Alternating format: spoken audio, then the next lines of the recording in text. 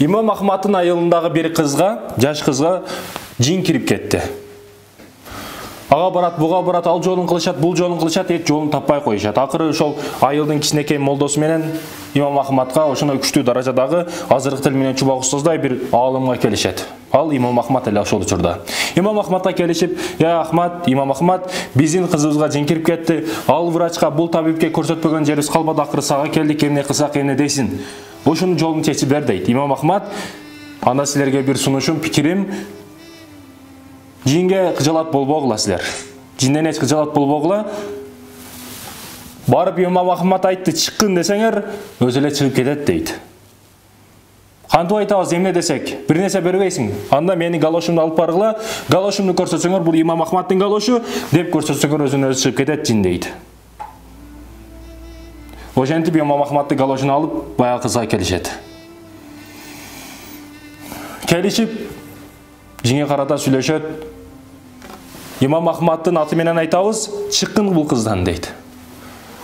Баягы Имам Ахматтын атын уккан кезде, галошун көрсөткөн кезде, баягы кыздын ичинен жин чыгып кетет. Жин чыгып кетти. Күндөр айларга, айлар жылдарга алмашат. Күндөрдөн бир күн баягы кыз дагы өзгөчө сыпаттары башталып, характери башкача, жүрүм туруму башкача болуп, кайра жин кирип кетет ал кызга. Анан кайра эмне болуп кетти деп Имам Ахматка кайрылып келишет. Имам Ахматка келсе, Имам Ахмат бул жашоодон өтүп кетиптир. Ошондуктан бул жиндер көп жашагандыктан, көп нерсе сезген билгендиктен, кайра бул жин ошол кызга кирип кетет. Окуяны билишти, Имам Ахмат өттү бул жашоодон. Анын шагирти бар эле. Шагирти саланы кийип ошол жерде отурган эле. Имам Ахматтын шагиртине келди. Бизге мурда Имам Ахмат бар кезде ушинтип ушул жолун көрсөткөн, галошуну көрсөтсөк чыгып кеткен. Азыр эмне кыласыз дейт. Бул дагы устазын дурап, шагирти, Имам Ахматтын шагирти, менин дагы галошумду алып барып көрсөткүлө, чыгып кетет жин дейт. Келишет.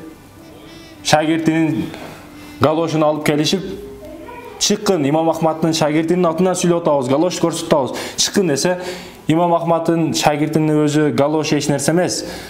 Имам Ахматтын шагиртинин өзү келсе дагы мен мунун ичинен чыкпаймын дейт. Бул өтө таква Имам Ахмат. 3-чү мазхабты Имам Хамбали мазхабынын негиздөөчүсү өтө таква адам болгон. Маселе ошондо.